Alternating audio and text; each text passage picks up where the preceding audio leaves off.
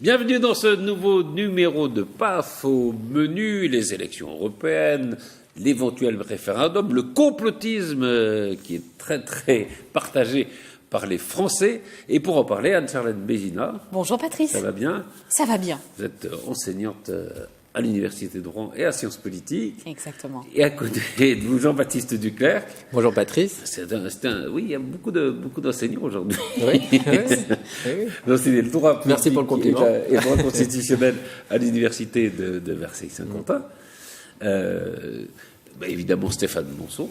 Oh, évidemment. Bonjour, Patrice. Monsieur le professeur Monceau, à l'université de Versailles-Saint-Quentin. Vous enseignez aussi.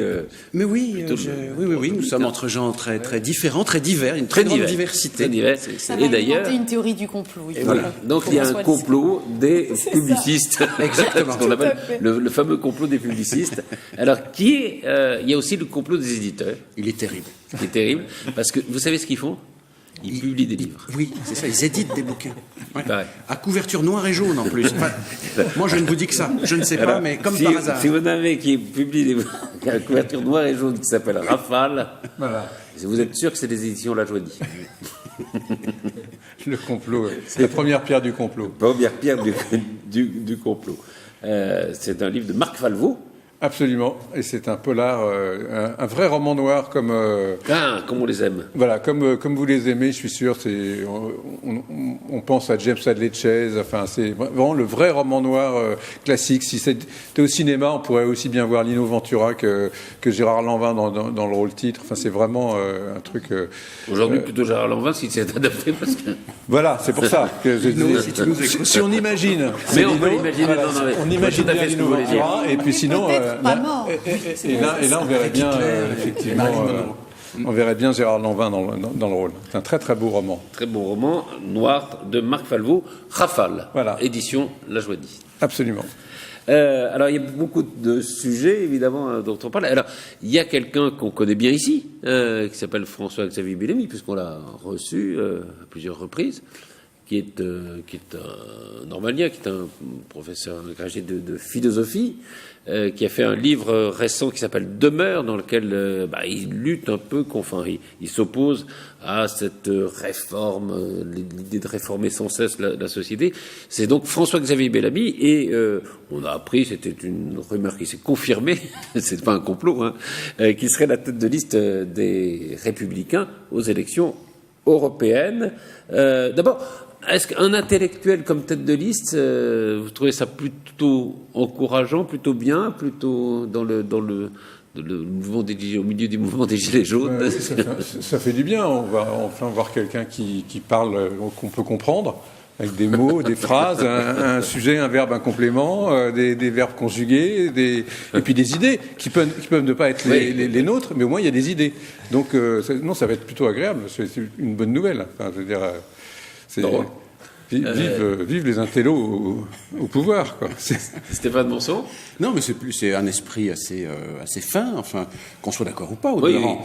Mais je voyais, en écoutant votre question, je pensais aux universitaires. Alors, je ne sais pas si on peut les qualifier d'intellectuels ou pas forcément, parce que l'intellectuel, c'est quand même une figure, une posture engagée dans la vie politique, sociale, dans le débat. De l'intellectuel. Et je réalisais à quel point, en règle générale, l'engagement des universitaires en politique était une catastrophe, conduisait en général à des échecs de l'éducation nationale? Non. Je n'y mets pas Nicole Belloubet ni Jean-Michel Blanquer. Parce qu'il y a deux collègues à vous, si je peux dire. Nos deux collègues qui étaient au temps où ils étaient à l'université, d'excellents, éminents collègues. Mais les tentatives de pénétration de la sphère politique par les universitaires, en général, ça n'a pas bien marché. Oui, mais je les tairai, si vous permettez. Non, parce qu'il y a Robert Badinter qui était universitaire, qui était avocat et universitaire. Oui, il était professeur de droit privé, mais il était évidemment plus connu. Comme avocat. Jacques Lang. Voilà.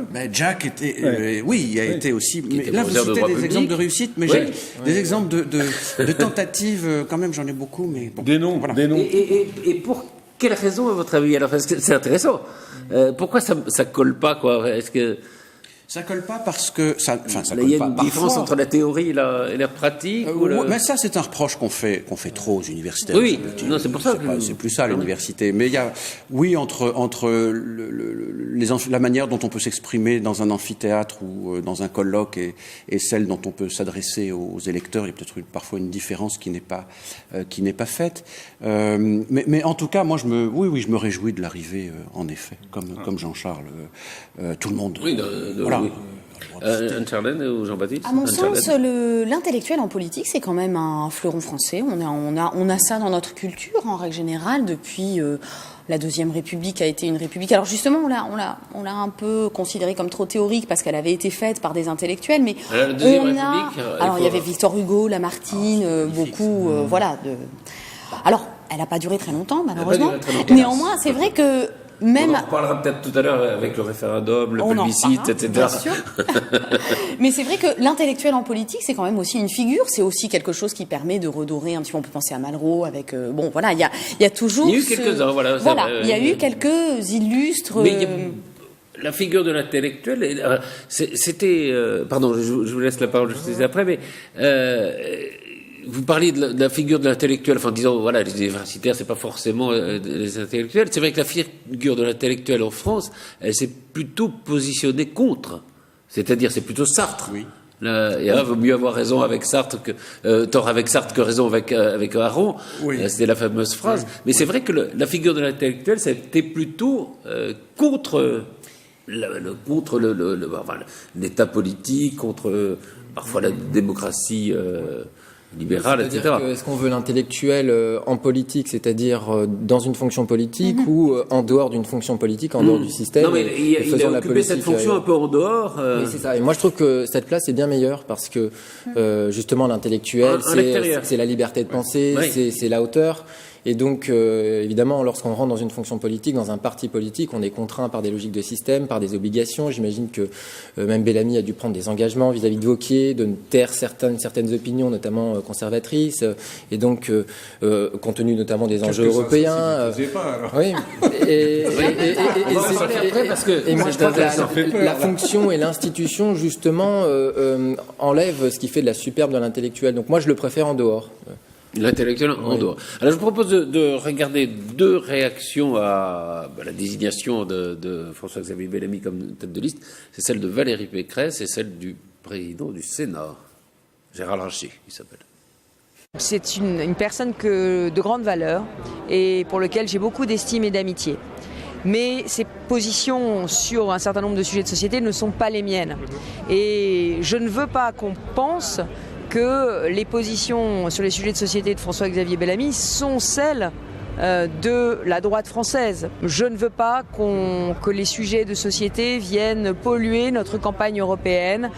En tous les cas, nous attendons la suite de la liste. Donc clairement, je soutiendrai et accompagnerai cette liste. Mais il est vrai que ce choix-là n'était pas mon choix. Mais je suis dans une famille politique et je suis aux côtés de la famille politique. Si je peux dire, il y a à boire et à manger dans ces réactions. On voit tout de suite comme ça, il y a quand même une... Alors c'est vrai qu'il a eu des engagements personnels, assez proches du mouvement qui s'appelle Sens commun, qui était contre le mariage pour tous, aussi contre l'avortement. Et c'est vrai que... Ça dit quoi, au fond, que de choisir quelqu'un qui a, en effet, une image assez conservatrice? Moi, je pense qu'on même peut si pas... c'est un intellectuel. Voilà, on ne peut pas non plus résumer quelqu'un à deux positions qui sont effectivement pas du tout dans la norme et dans le dogme actuel. De toute façon, ces deux positions, et il est bien clair que l'avortement, de toute façon, il n'y a pas de débat, personne ne propose de le remettre. Il a d'ailleurs dit... Heureusement, voilà, donc ça c'est une chose. Après, pour tout, c'est pareil, mais... il a quand même le droit d'avoir des opinions qui ne sont pas les nôtres, etc. C'est pas dramatique. Oui, mais c'est une tête de liste. Oui, mais bien sûr, mais qu'il a le droit dans la vie. Ce que je veux dire, c'est que c'est pas le programme politique qu'il défend. Voilà, donc c'est ses opinions personnelles. Je veux dire, il n'est pas jusqu'à présent, il n'a jamais été question pour les Républicains de remettre en cause ni l'avortement ni le mariage pour tous. Donc c'est ce qu'ils pensent. Et ben voilà. tant pis, c'est pas le programme. Donc là, effectivement, on peut voter ou ne pas voter pour une personne, mais c'est avant d'être une personne, c'est la tête de liste d'un parti et d'un programme.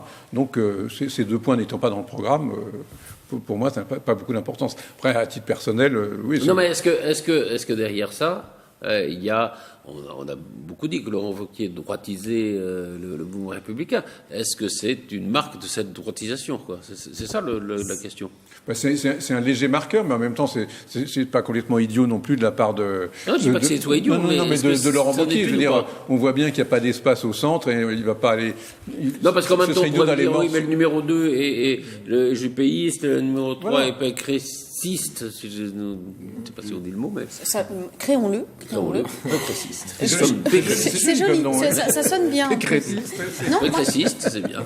Moi, ce que je suis pas sûr qu'elle aime. Mais au moins, ça lui rend hommage. C'est moins bien. Ça lui rend hommage. Pécressois, c'est joli aussi. Pécressant. Gardons Pécressiste, c'est mieux.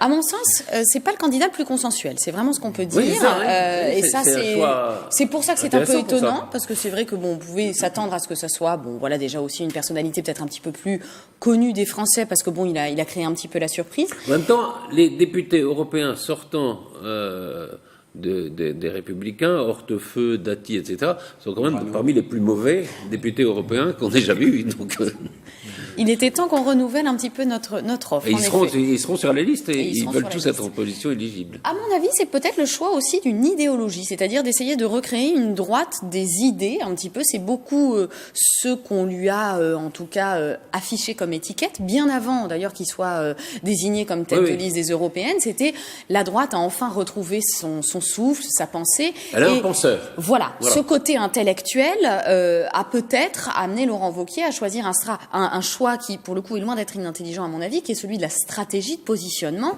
en se disant, voilà, on recrée une droite des idées, en essayant peut-être aussi de créer le débat. Être dans l'opposition, être dans le dérangeant un petit peu, c'est aussi une manière de se faire entendre. On oublie d'ailleurs souvent que Wauquiez est aussi un orbalien, qu'il a été major de l'agrégation d'histoire, qu'il était major de l'ENA, enfin, qu'il a un passé aussi intellectuel, si je peux dire, même s'il l'oublie un peu. Oui, qu'il n'assume pas.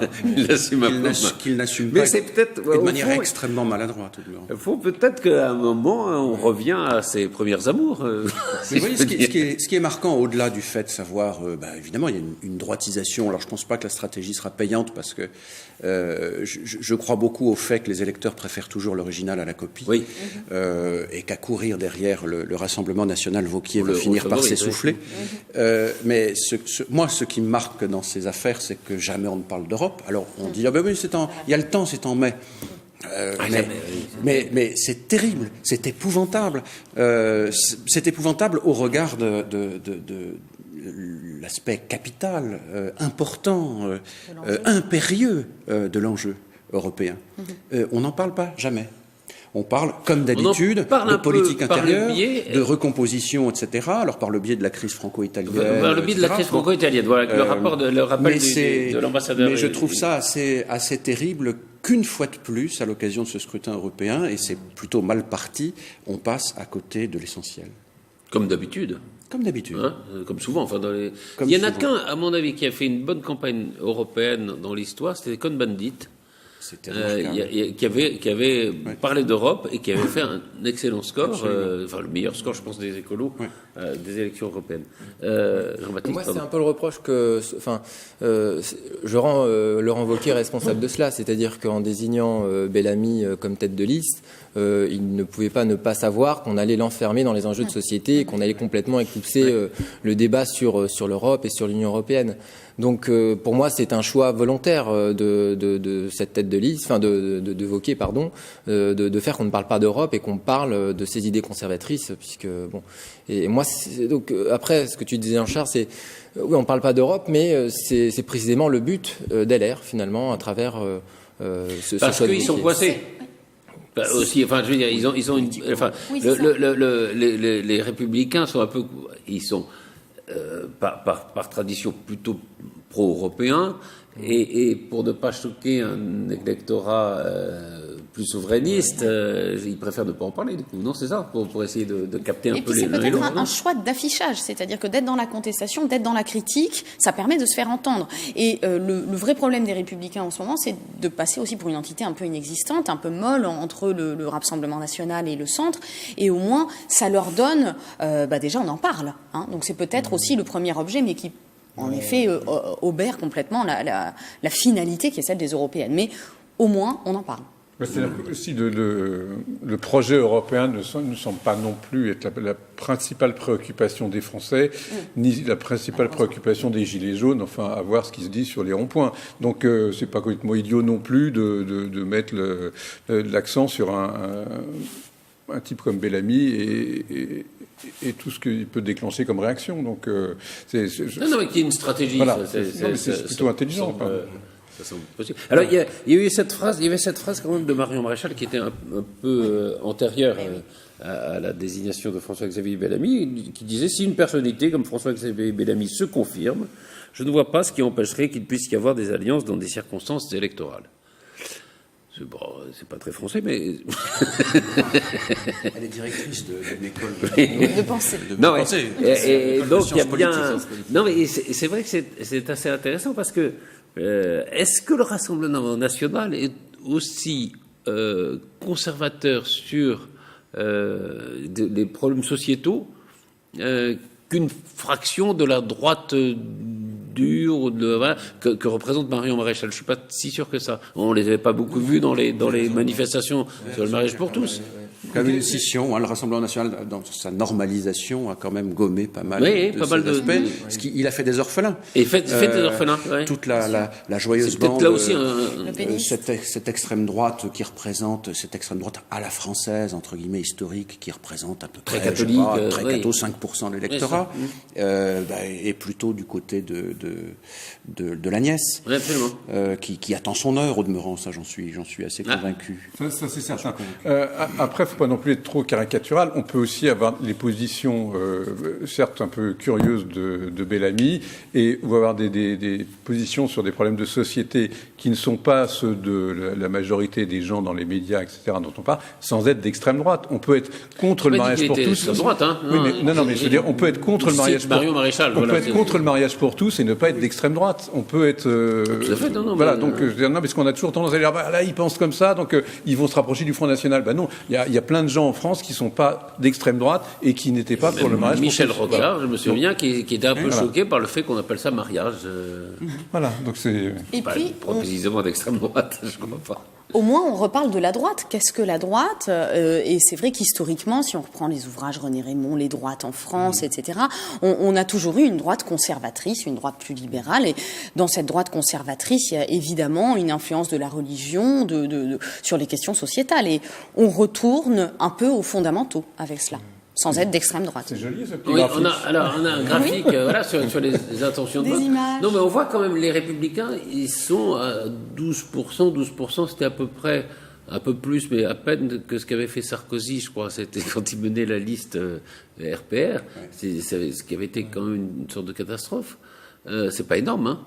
C'est très peu. C'est très peu. C'est très faible. Oui, c'est quoi, 6 élus, non? C'est extrêmement faible, mais il y a. Vous voyez un peu l'étalement de la palette. Oui. Le spectre est tellement large. Chacun veut y aller. Hein.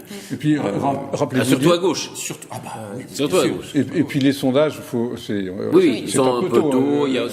Souvenez-vous de Chirac, 6 mois avant d'être élu président de la République, il était à moins de 10% d'opinion favorable. Oui, mais et puis là, c'est vrai que, comme le dit Stéphane, personne ne parle de l'Europe. Alors, si, les deux qui en parlent, et qui sont quand même en tête, c'est République en marche et c'est Rassemblement national. On sait, enfin, je ne dis pas qu'ils en parlent abondamment, mais enfin, on connaît les positions. C'est vrai qu'il y a un clivage autour de la. Oui.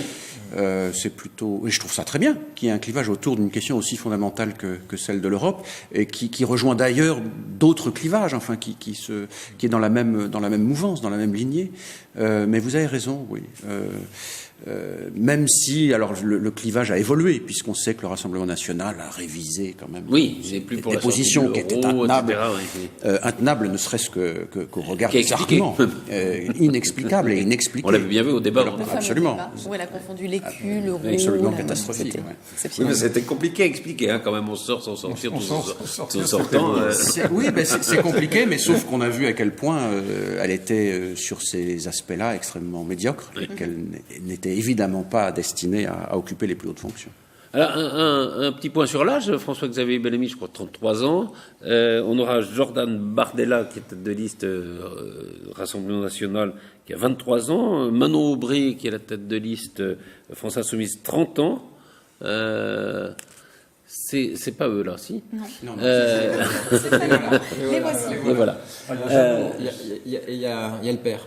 Il y a Yannick Jadot. Yannick Jadot. Enfin, Yannick Jadot, c'est un peu un vieux de la vieille, quand même. C'est le grand-père. C'est le grand-père. Oui, ça fait quand même, non, rajeunissement. Oui, c'est vrai. Pour moi, c'est plus renouvellement que rajeunissement. C'est parce que, enfin, il y a des jeunes qui sont très vieux, très vite, et des vieux qui restent très jeunes. Pour moi, c'est pas. C'est beau. Non, mais c'est vrai, c'est pas. Je ne sais plus quel philosophe a dit cela. Mais pour moi, c'est une fausse question. C'est pas un problème. Oui, mais c'est pas. Ce qu'il faut, c'est qu'il y ait du renouvellement.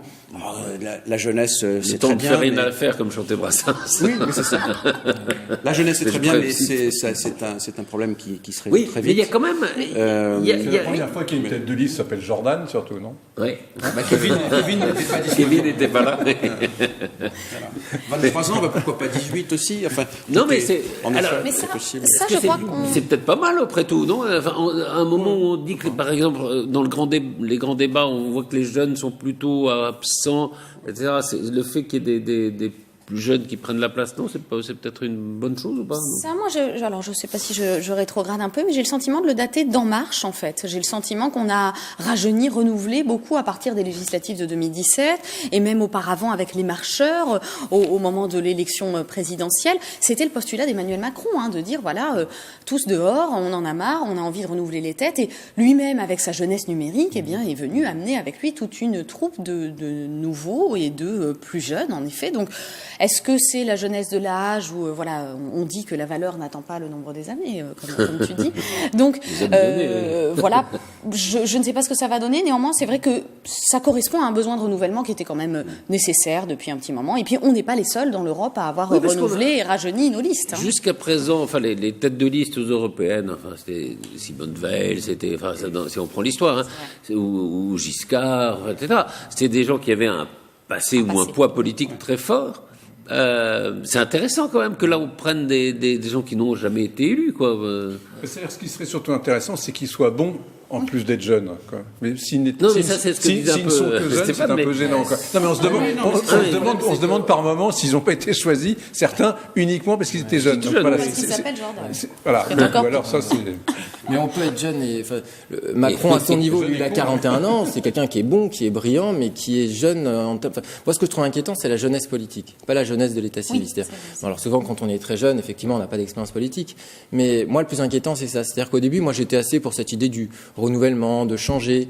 Et puis, on a un peu de retour d'expérience par rapport à ce qui s'est passé avec la REM. Et finalement, je trouve que, au regard de ce qui se passe à l'Assemblée, au regard de ce qui se passe même à la présidence de la République, finalement, je suis assez déçu. Et je trouve que, alors, trop d'expérience est peut-être aussi pas forcément une bonne chose, mais un peu d'expérience me paraît finalement assez utile. Même Bellamy, qui n'a pas d'expérience politique, qui arrive en politique et qui dit mais je ne comprends pas, on ne peut pas débattre, il n'y a pas d'espace pour le débat. Je pensais que le niveau intellectuel allait être très élevé, et en fait il découvre l'arène politique, quoi. Donc il se fait traiter de national-populiste par Jadot, etc. Mais c'est ça la politique. Donc il faut aussi en connaître un petit peu les tenants, les aboutissants, et puis savoir aussi manœuvrer, parce que faire de la politique, c'est connaître les institutions, et ça, c'est aussi un travail, quoi, qu'il faut maîtriser. Bellamy va effectivement découvrir une atmosphère un peu moins feutrée qu'au conseil municipal de Versailles. Oui. Il y a eu quelques... Oui. Ça pouvait être assez animé, fut un temps. Hein. Un peu entre gens du même monde. Il faut signaler qu'il avait été candidat aux législatives dans les Yvelines, et alors, il était une des victimes de la vague En Marche, mais il était dans une circonscription a priori imperdable. Oui, qui a été découpée de manière à ce qu'elle soit imperdable pour la droite classique. La droite, et en effet. il était quand même été battu, mais il y avait la vague En Marche à ce moment-là à laquelle il était difficile de résister. On n'a pas osé le rappeler lorsqu'il était sur le plateau. Et si vous étiez des conseillers politiques, par exemple, puisqu'on ne connaît toujours pas la tête de liste d'En Marche, vous mettrez plutôt en vieux? On parle du ministre des Affaires étrangères, par exemple, éventuellement. Un vieux avec beaucoup d'expérience, parce que je trouve que c'est assez paradoxal, parce par que rapport au reste. J'allumerai un contre-feu, je ferai une contre-programmation, parce que je trouve que cette jeunesse magnifique, parfait, l'avenir de notre pays, l'avenir de mes retraites, en tout cas, c'est pas, si on y réfléchit 2 minutes, c'est pas un bon signal, me semble-t-il, au regard, encore une fois, de la manière dont on conçoit la question européenne en France. C'est-à-dire que j'ai l'impression, je caricature sans doute, mais qu'on se dit...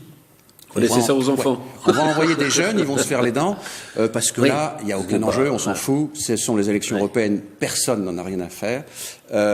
Et justement, le fait de voir, vous évoquiez Giscard, Simone Veil, etc., des têtes de liste assez emblématiques, à l'échelon européen, qui avaient fait quand même beaucoup pour la construction européenne, c'était, me semble-t-il, aussi un signal de prise de conscience de l'importance des enjeux. À cette réserve près qu'il y a eu aussi beaucoup de têtes de liste qui n'ont jamais siégé à François Hollande, par Strasbourg, exemple, qui avait été tête de liste je ne sais plus quand, qui avait pris l'engagement de rester siégé à Strasbourg et qui, au bout de 2 mois, a démissionné. Oui, mais il y en a eu d'autres. Je pense à François Hollande en particulier. Mais c'était même un peu pathétique. Enfin, je veux dire, ces gens qui se faisaient élire, qui démissionnaient tout de suite après pour s'occuper de politique intérieure. Bien sûr, mais ça, c'est peut-être à la limite plus honnête que ceux qui sont restés sans y aller. Et nous avons des noms. Et on a des noms, on en a cité tout à l'heure. Et qui ont utilisé les financements de l'Union européenne pour faire de la politique intérieure.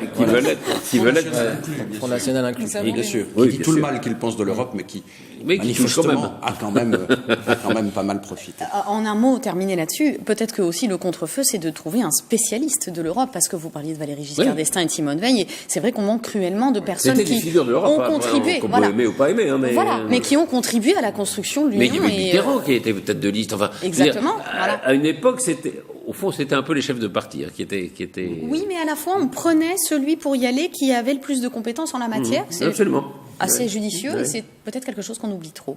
Donc, un vieux pour la République en marche. C'est notre conseil. C'est un appel. C'est le conseil. Non, mais c'est vrai. Après tout, l'image de la jeunesse, ils l'ont avec Emmanuel Macron. Donc, ils l'ont déjà. Ils l'ont déjà. Et puis, cette jeunesse, parfait, mais on sait que le type du Rassemblement national, on sait très bien que c'est la voix de son maître et que il a été choisi pour ça. C'est pas lui qui parle. Bon, enfin, c'est pas lui faire injure. Il y avait le grand débat qui s'est poursuivi un peu partout en France, avec notamment la présence du président de la République dans certains lieux, du Premier ministre dans d'autres. Et puis il y a eu un débat cette semaine, c'était à Trappes. Je vous propose d'en regarder des petits extraits, et puis on va peut-être parler un peu de ce que c'est ce débat par rapport aux partis politiques. C'est l'une des réponses du gouvernement à la crise des Gilets jaunes, engager le grand débat national. La mise en place d'une grande concertation de terrain a commencé à Trappes. Derrière cette initiative, la députée Nadia Hay. Ce que j'attends en fait de cette journée, c'est que la parole soit vraiment la plus libre possible, que personne ne s'auto-censure. Un débat sous forme de petites tables rondes par thématique avec à chaque pôle un rapporteur général. Pouvoir d'achat, fiscalité, les discussions étaient bien nourries. Si l'État mettait le doigt sur cette fiscalité, l'exil fiscal qui nous coûte 80 milliards par an, je pense que la France irait beaucoup mieux. Les représentants des associations de Trappes ont également soumis leurs idées. On voudrait que l'État reprenne la gestion des bailleurs, c'est-à-dire en profondeur, c'est-à-dire de ce qu'ils font de l'argent. Les participants ne venaient pas tous de Trappes, à l'image de cet habitant militant pour une meilleure fiscalité. Et avant de faire une réforme fiscale, il faut commencer par produire des richesses. Moi, l'exemple que j'ai pris, ils vont distribuer les pommes, il faut d'abord produire les pommes. Certains citoyens en ont profité pour interpeller la ministre de la Santé, Agnès Buzyn. Souvent, on a un traitement, par exemple, pour 4 jours ou 5 jours, et on nous donne une boîte qui va durer le traitement sur 60 jours. Sur les traitements en cours, on est en train de travailler sur la dispensation pilule par pilule. Les élus locaux étaient également présents pour ce grand débat. Il y a des décisions de fond à prendre dans la solidarité, l'égalité, un certain nombre d'éléments administratifs qui sont superflus. On peut moderniser la France et elle en est capable et elle en a besoin. 2 heures d'échange qui ont permis aux élus, députés et à la ministre de se rendre compte de la situation sur le terrain. Entre tout ce qui est fait au niveau d'un gouvernement et la façon dont ça se concrétise dans le quotidien des gens, eh bien, il y a un énorme écart. C'est peut-être la leçon qu'on va tirer, c'est qu'on doit se parler plus fréquemment en direct. Tous les citoyens attendent à présent la fin de ce grand débat national pour voir sa finalité et les décisions politiques qui seront prises. Voilà, c'est donc un des extraits d'un des multiples grands débats. Ça marche pas si mal que ça, d'ailleurs, non ? Ça a l'air de bien fonctionner. Surtout, moi, l'enseignement que j'en tire, c'est je trouve Macron absolument brillantissime. À chaque fois, il est là, il est extrêmement séduisant et séducteur et brillant. Il répond à toutes les questions. Mais alors, on et pourrait peut-être avoir une petite 6 heures. réserve. Est-ce que c'est un grand débat pour qu'il réponde et il explique ce qu'il fait ? C'était peut-être pas ça l'idée non plus, non ? C'était pas juste une interview du... Mais ça s'est ajouté d'ailleurs par la suite, parce qu'il n'était pas du tout prévu au programme, donc lui c'est un peu l'inconnu du bataillon. Non, mais c'est lui qui parle, au fond. C'est bien, pas tellement dans le sens... Non, quand il est là. Alors, je ne sais pas d'ailleurs s'ils le conçoivent comme quelque chose qui fait partie du grand débat ou si lui a voulu l'organiser un petit peu en parallèle de ce grand débat pour notamment connecter avec les élus. Il reste que du coup, on a le sentiment que les Français en font un peu un packaging et que du coup, il y a la présence de Emmanuel Macron auprès des maires de France et puis la plateforme grand débat. Est-ce que l'un est complémentaire avec l'autre ? Je pense aussi à Emmanuel Macron en tant que personne, en tant que président, qui avait peut-être besoin aussi de reprendre confiance en lui d'abord et puis peut-être de reconnecter un petit peu avec sa base. Donc, il retrouve aussi un petit peu l'émotion de la campagne électorale. Ça marche dans les sondages, en plus. Et puis, ça marche, oui. C'est ça qui est... Ouais. Mais alors, justement, l'apparition de ce mouvement des Gilets jaunes et un petit peu l'apparition du mouvement En Marche il y a quelques années, évidemment, c'est lié à une crise des partis politiques traditionnels. Mais la question qui se pose, au fond, c'est est-ce que ces nouveaux mouvements prennent en compte les diversités qu'incarnaient les partis politiques, c'est-à-dire les grands mouvements de la société française, le mouvement libéral, le mouvement révolutionnaire, le mouvement anti-révolutionnaire, le mouvement catholique, etc., qui ont créé les partis politiques. Est-ce que ces nouveaux mouvements ont cette même capacité ou pas ? C'est un des problèmes, non ? Les Gilets jaunes, pour moi, c'est un non-mouvement, ou c'est un mouvement au sens physique, mais pas au sens politique. Oui, oui justement, qui pour l'instant, démontre son incapacité à transformer en questionnement et réponse politique des questions d'ordre social, culturel, voire philosophique, plus profonde. C'est ça le travail d'un parti politique, et c'est pas un gros mot, parti politique. Vous entendez maintenant tous les gens aujourd'hui, c'est devenu un peu un gros mot. Qui disent famille politique, parce qu'il ne faut surtout pas dire parti. Il y a eu d'abord mouvement, maintenant l'aversion que la France peut avoir à l'égard de ces divisions, de ces ennemis de l'intérieur, comme on disait. Le parti politique, c'était un truc dont il fallait se méfier, etc., alors que c'est un instrument de la démocratie. Mais la fonction d'un parti, c'est aussi de transformer en message politique, en délibération politique, des mouvements un peu réflexes, un peu irréfléchis, comme de canaliser, de transformer. Alors les Gilets jaunes, pour l'instant, sont complètement incapables parce qu'il y a tout, n'importe quoi et son contraire là-dedans. Côté La République En Marche, alors là, c'est en effet un parti politique, mais qui a un côté assez artificiel. Oui, voilà, c'est ce que je veux dire. On n'est plus dans les partis politiques traditionnels. Ils représentaient des grands courants de l'opinion. Là, on est. Ça a été une machine à gagner. Les gens disent on est plus dans le marketing au fond que dans la politique. Presque La République En Marche, un parti à l'américaine. Oui, c'est ça. Très américain. Une machine politique électorale, mais qui se dégonfle au moment où la victoire est pardon, mais la preuve un peu qu'on est dans ce mouvement-là, c'est que des partis qui n'ont plus cette capacité à être des mouvements électoraux, je pense au Parti socialiste, ils s'effondrent. Ah oui, c'est terrible. Mais moi, la question que ça m'amène à me poser, c'est est-ce que ces grands mouvements que les partis représentaient, dont vous parliez, qui sont justement donc la gauche plutôt sociale, la droite conservatrice, etc. Est-ce que ces grands mouvements sont encore des éléments qui permettent aux Français de se sentir représentés? Est-ce qu'ils en ont encore besoin? Moi, je n'en suis pas vraiment sûre, d'autant que la mode est donc au parti, comme tu le disais avec En Marche, au parti présidentialiste, quoi. C'est-à-dire que la différence. Alors moi, j'ai beaucoup dit Maurice Duverger, avec cette théorisation qu'on pouvait faire des partis de cadre, des partis de masse, etc.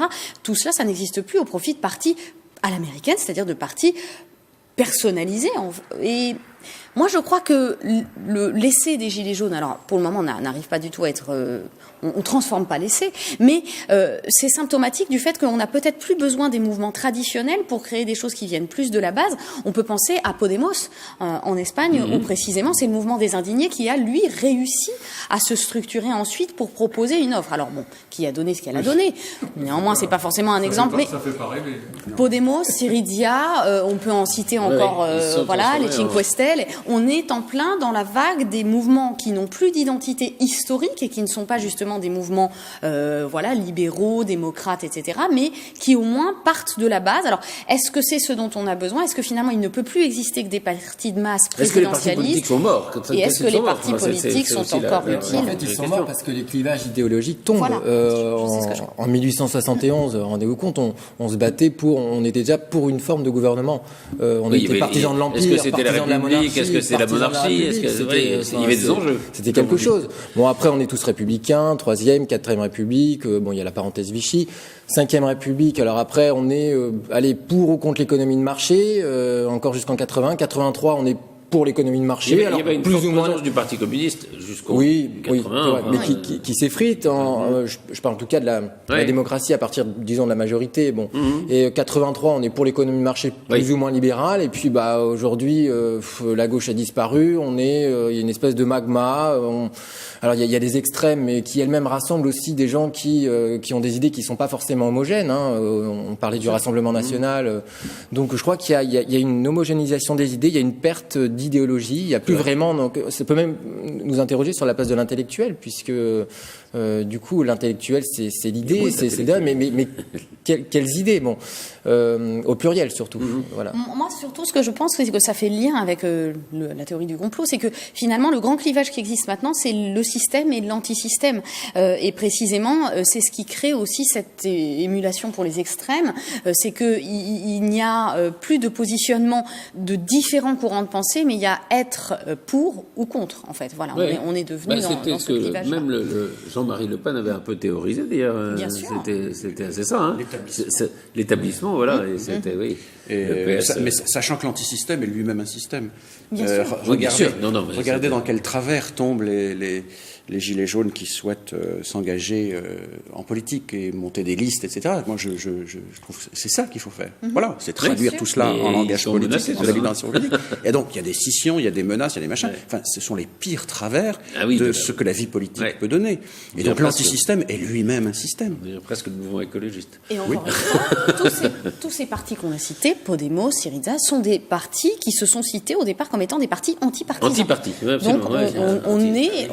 Et c'est pareil pour les Gilets jaunes. C'est pareil pour les Gilets jaunes. On est dans la mode des partis anti-partis. Et pour la REM. Et pour la REM également. Mais un parti anti-parti est un parti. Voilà. Allez, on va parler de constitutionnalistes. Parce que là, il y a un débat. Il y a un sondage tout récent qui montre que 55% des Français seraient favorables à l'organisation d'un référendum le jour même des élections européenne. On dit que c'est une solution à laquelle pense le président de la République.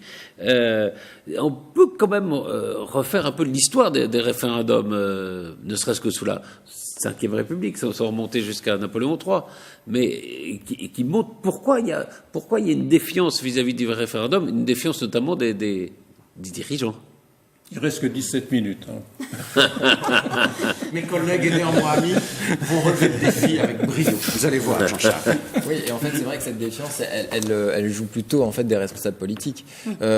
Mais alors, à ceci près que, à l'origine, lorsque la Ve République a été créée, on a conçu le général de Gaulle a souhaité un exécutif extrêmement fort, extrêmement puissant, avec de lourdes responsabilités.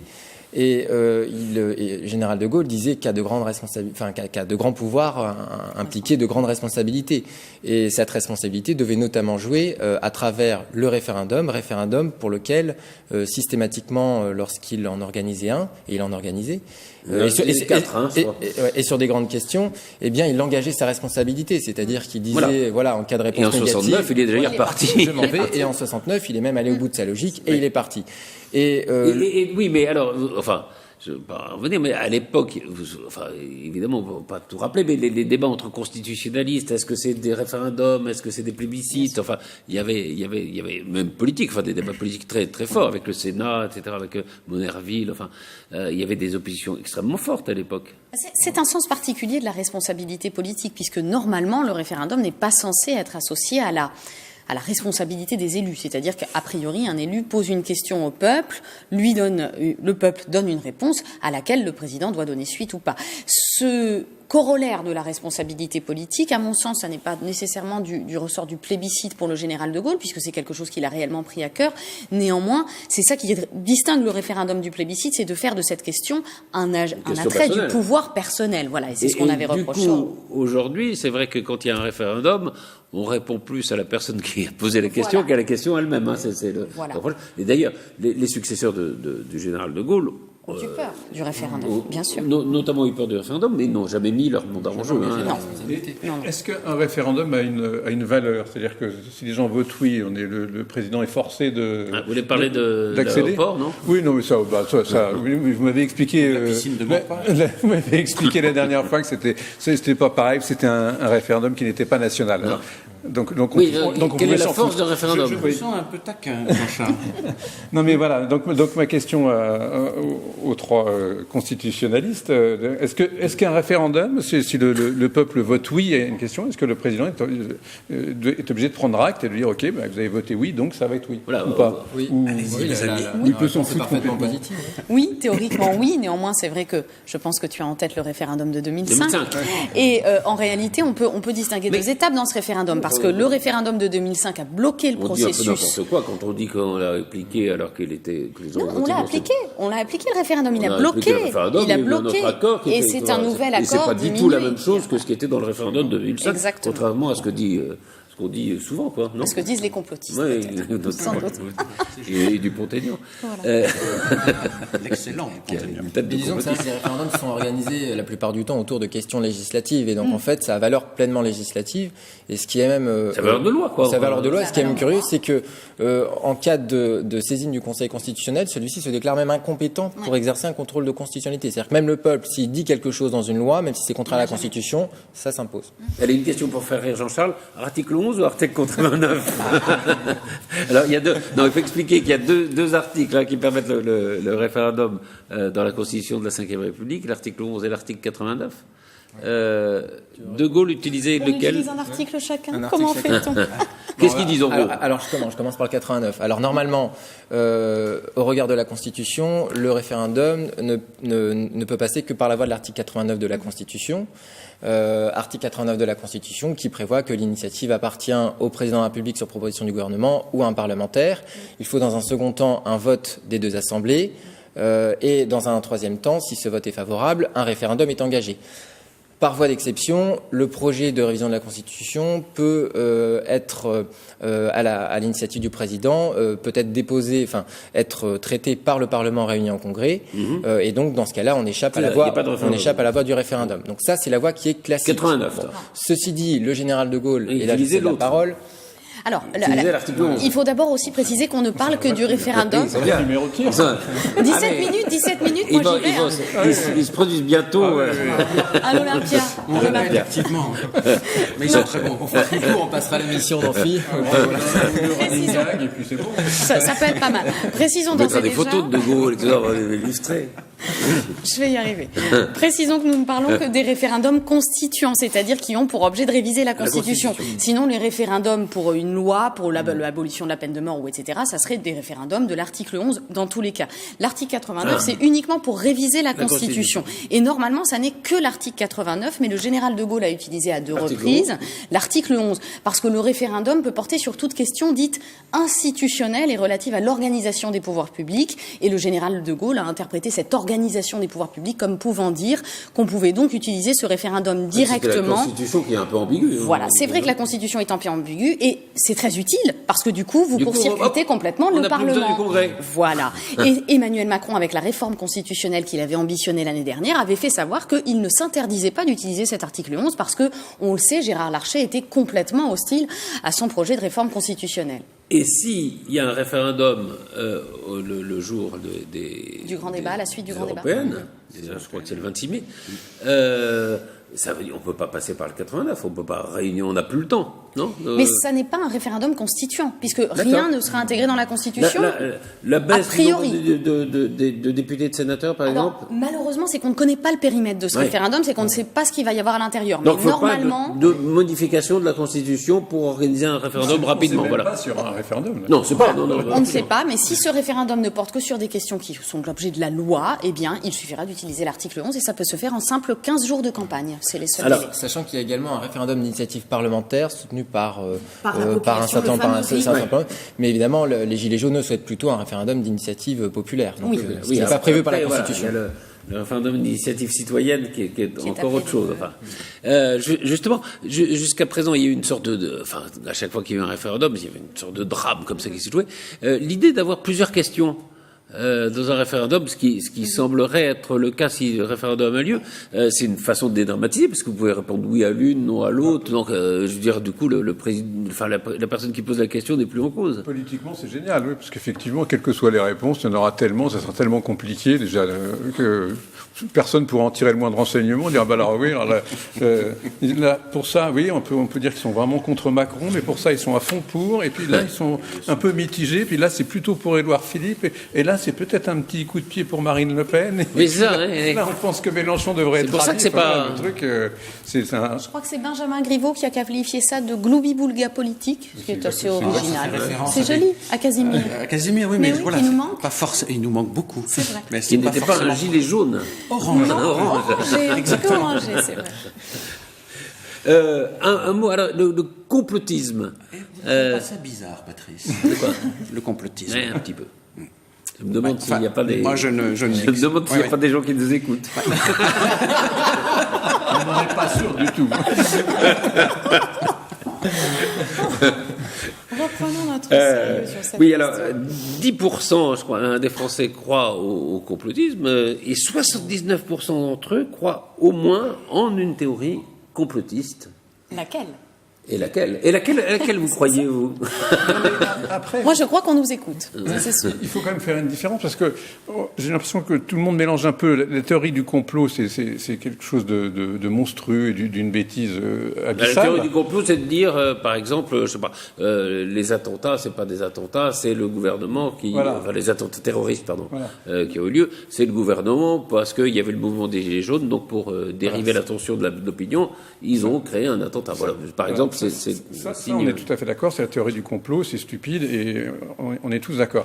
En revanche, des gens qui peuvent penser que les Didi auraient été assassinés, c'est pas une théorie du complot, c'est une idée qui est peut-être un peu farfelue, mais on peut aussi avoir de temps en temps une idée sur une explication de l'événement qui n'est pas forcément complotiste. Voilà, c'est ça. Alors attention à ce qu'on dit par complotisme, parce que officiellement, tout cela rentre dans une théorie du complot. C'est-à-dire que c'est très mal dit d'ailleurs de dire théorie du complot, mais ce qu'on appelle théorie du complot, c'est une forme de scepticisme, c'est-à-dire de dire que les explications officielles cachent peut-être des explications officieuses, et le propre d'une théorie du complot, c'est justement de ne pas pouvoir être contredite, puisque toute contradiction abreuve la théorie du complot. Oui, il n'y a pas eu les attentats du 11 septembre. Voilà, par exemple, ça peut être ça. Mais ça commence plus tôt. La Révolution. La Révolution française n'est pas une Révolution française, c'est finalement le club des Jacobins et les différents clubs de pensée qui l'ont fomenté. Ça peut aller avec la déclaration d'indépendance, les dollars américains, donc les Illuminati, les francs-maçons, il y en a eu. Les drames qu'on a vécus, c'est quand les... Pas le dire, sinon. Il arrive avec un chapeau pointu. Enfin bref. Non, on nous cache tout, on nous dit rien, comme dit sur moi, je pense qu'il y a un complot, parce que là, 27% des Français pensent que les Illuminati nous manipulent. Je suis intimement persuadé qu'il n'y a pas 27% des Français qui connaissent les Illuminati. Personne ne sait qui sont les Illuminati. Dan Brown, non. Oui, c'est ça. Il suffit d'avoir ouvert un Da Vinci Code. C'est curieux, ce sondage. C'est tout. Les Illuminati, peut-être que oui, je sais pas, ils pensent peut-être aux illuminations des Champs-Élysées, des trucs comme ça. Et ils sont pour. Mais qui sont vraiment les Gilets jaunes? Non, mais alors c'est quoi? Oui.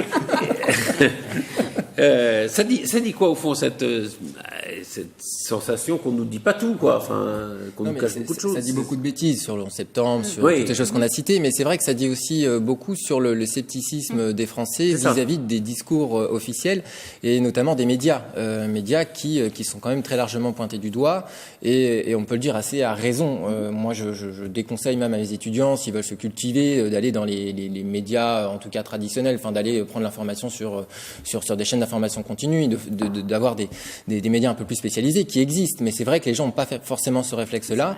Et puis il y a une simplification des discours, il y a des éléments qu'on ne donne pas, il y a un discours qui est assez dominant, qui n'est pas pluriel, et donc en fait les Français ne se reconnaissent pas dans ce qu'ils entendent, dans ce qu'ils voient à la télé, dans ce qu'ils entendent à la radio, et donc c'est pour ça qu'il faut notamment créer des émissions comme celle-là, et même plus largement, effectivement, il faut réfléchir effectivement sur la place des médias et sur le renouvellement aussi à ce niveau-là. Mais c'est inquiétant ou pas?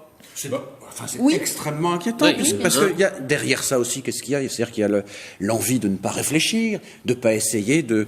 on est quand même dans une démocratie pluraliste, où en effet, il y en a pour tout le monde. Alors, on peut se caler sur ce truc infâme qui s'appelle Russia Today, la chaîne du Kremlin, qui est, paraît-il, la plus regardée. Mais est-ce que c'est un complot, par exemple, de penser qu'il y a peut-être, derrière les mouvements qui ont lieu actuellement, la main de puissance extérieure qui voudrait déstabiliser ou la France? Non, il y a sans doute plusieurs, par exemple, plusieurs mains, mais qui sont peut-être pas très efficaces. Mais il y a peut-être des petits appels du pied, etc. Mais peut-être parmi les casseurs des gens qui viennent d'ailleurs, ça pourrait arriver. Oui, ça arrive sûrement, mais c'est pas ce qui explique l'essentiel des choses. Mais il y a derrière ce type là avec sa casquette, qui est le grand penseur, l'un des grands penseurs là, qui fait ses lives sur Facebook, qui dit comme par hasard. Celui qui veut dissolver. Notamment. C'est son ami. Et voilà, enfin, qui donne l'impression que dès qu'on a un gilet jaune, on peut dire les pires conneries en bénéficiant d'une immunité absolue, qu'il ne faut surtout pas critiquer parce que c'est quelqu'un qui souffre, etc. C'est comme la cape d'Harry Potter, c'est une cape d'invisibilité, et là c'est une cape d'immunité. Si vous voulez en dire une, mettez un gilet jaune comme ça. Non, mais c'est exactement ça. Et donc, mais voilà, il faut réfléchir, il faut aller voir, écouter ou lire d'autres choses, et il y a ce qu'il faut pour se forger une opinion qui puisse se dispenser de cette facilité, de cette paresse qui consiste à dire « Oh là là, oui, on nous dit ça, mais j'y crois pas. » Et alors, so what? Maintenant, qu'est-ce qu'on fait? Où est la vérité? Il faut aller la chercher. Et on peut la chercher aussi dans le débat, dans la délibération. Je voudrais terminer par moi deux points. Un danger de cette théorie du complot et une raison. La raison peut-être d'abord, c'est qu'à mon avis, c'est le sentiment d'injustice dans l'histoire qui a toujours alimenté ces théories du complot, c'est-à-dire que certains ont l'impression qu'ils n'ont pas accès à des choses que d'autres ont. Oui, donc ça alimente beaucoup. Je pense que c'est l'une des premières raisons. Et le danger, c'est au moins deux dangers qui se sont réalisés dans l'histoire. C'est le complot antisémite qui nous a quand même mené jusqu'à une guerre mondiale. Et puis aussi peut-être le macartisme, la question de l'anticommunisme qui avait créé aussi ce climat de tension avec la guerre froide. Et ça prouve qu'à chaque fois qu'on se fie à ce type de théorie, quand politiquement ça peut avoir un impact, on peut courir un réel danger. Et puis il y a des gens on a Donald Trump aux États-Unis qui est quand même le premier à parler des fake news. Des sages de Sion, par exemple. Voilà, protocole des sages de Sion, exactement. Protocole des sages de Sion qui est un fou, mais qui repose évidemment. Ça peut malheureusement servir politiquement, et là, c'est vraiment dangereux. Cela dit, on n'en est pas encore, il faut se rassurer, parce qu'on n'en est pas, tu avais l'air très inquiet, mais on n'est quand même pas au niveau des Américains. Il y a quand même un Américain sur 4 qui pense qu'Elvis Presley est vivant quand même.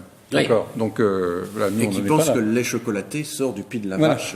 Oui, non, c'est vrai. Et que c'est une petite marmotte qui... Oui, c'est ça. Oui, alors c'est ça.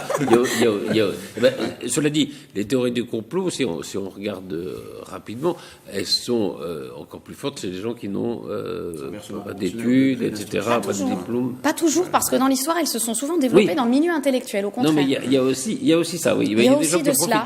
Il y a de la désinformation. Je parlais du sondage. Ceux qui conçoivent... Oui, mais ceux qui adhèrent. Oui, c'est ça, oui. Carlos Ghosn, il est victime d'un complot. C'est ce qu'on disait. Initialement, complot de Nissan, des Japonais, etc. Bon, là, je pense qu'il fait tout quand même pour confirmer que pas trop, non. Ce qu'on disait tout à l'heure, rien ne l'arrête, enfin, à part les Japonais, mais sinon, il est quand même...